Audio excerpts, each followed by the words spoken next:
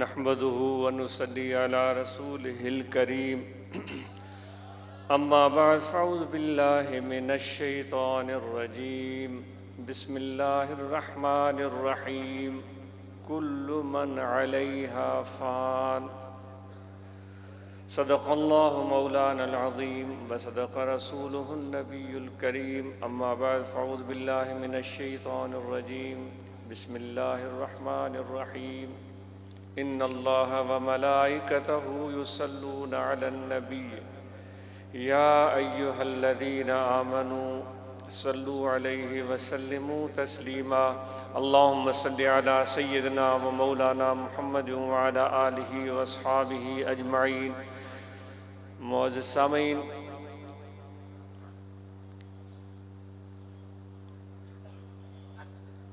لاہور کے ہمارے دوست اور صوبہ پنجاب سے آنے والے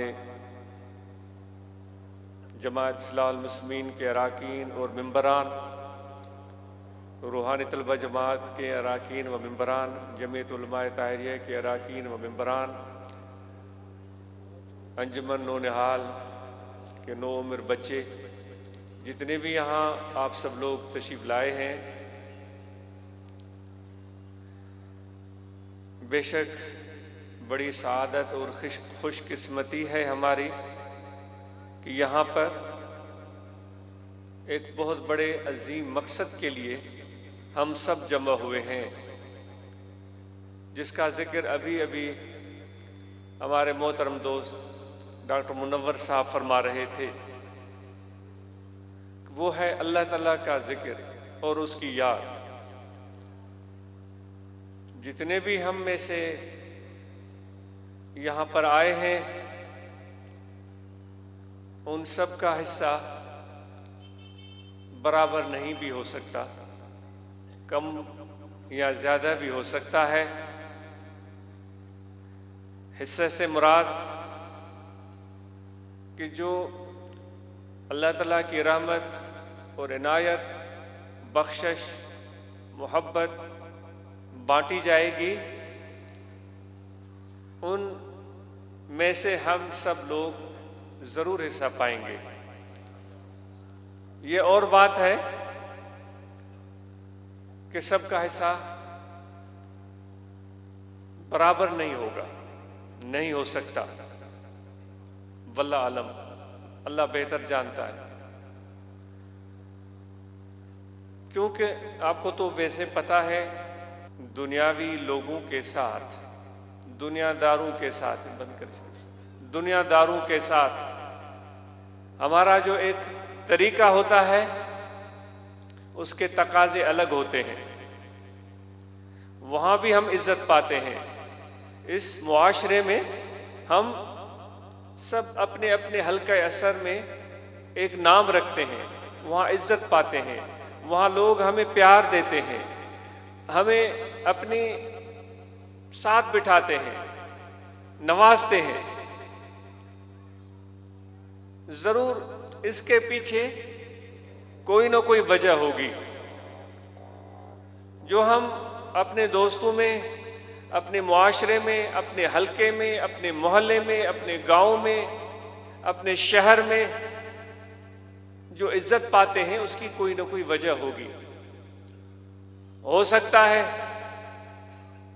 کہ آپ اور ہم میں سے جو یہ چیزیں پا رہا ہے کوئی، اس کی وجہ دنیا ہو، مال و ملکیت کی فراوانی ہو سکتا ہے اس کی شکل و صورت اچھی ہو سکتا ہے اس کا لباس اچھا ہو سکتا ہے کسی بڑے قوم قبیلے سے اس کا تعلق ہو سکتا ہے کسی منسٹر، صدر، وزیر سے اس کی دوستی ہو. یہ سارے وجوہات ہو سکتی ہیں، اس کے علاوہ بھی ہو سکتی ہیں اور بہت ساری وجوہات.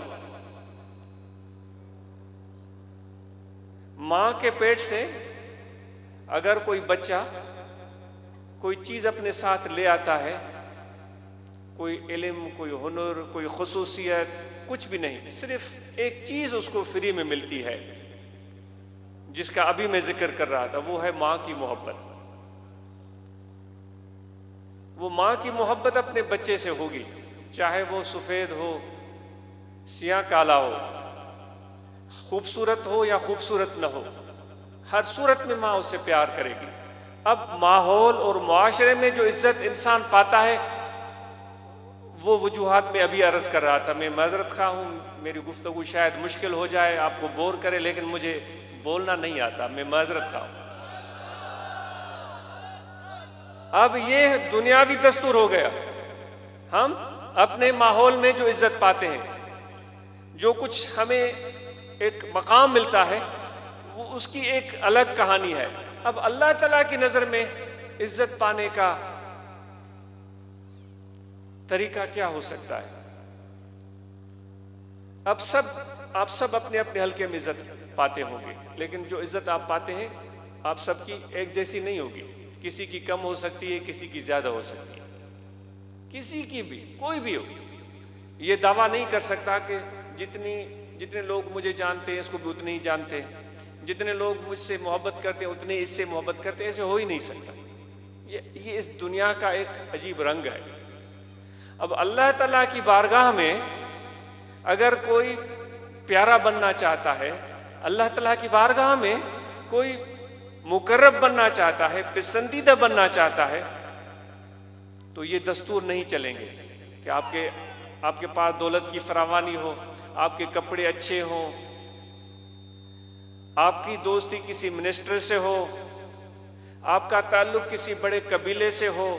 یہ دستور نہیں چلتے، یہ طریقے نہیں چلتے، کیونکہ میں ابھی عرض کر رہا تھا کہ آپ اور ہم سب یہاں اس لیے جمع ہوئے ہیں کہ اللہ تبارک و تعالیٰ کا ذکر کریں۔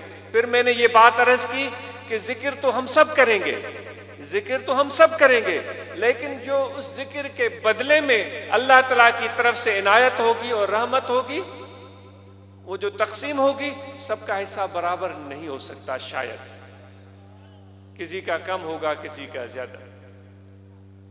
تو زیادہ حصہ پانے والے لوگ کون ہو سکتے ہیں؟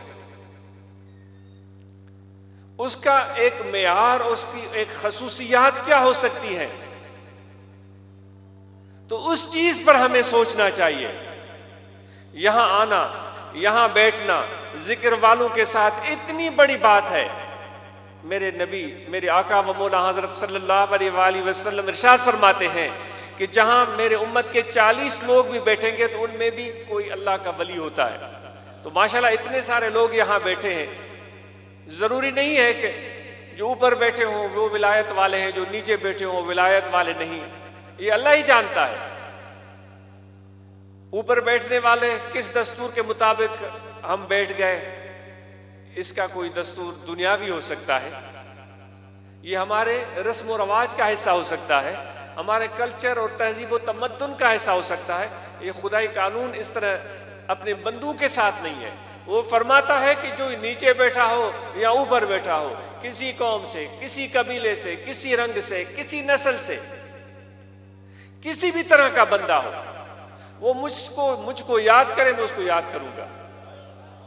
کوئی شرط نہیں، کوئی کنڈیشن نہیں، وہ مجھ کو یاد کرے، میں اس کو یاد فرماؤں گا، اس پر اپنی رحمتیں نازل کروں گا۔ اب رحمتیں زیادہ کون حاصل کرے گا؟ رحمتیں حاصل وہ شخص زیادہ کرے گا جس کے دل میں جتنی محبت اور طلب اور جستجو اور پیاس زیادہ ہوگی۔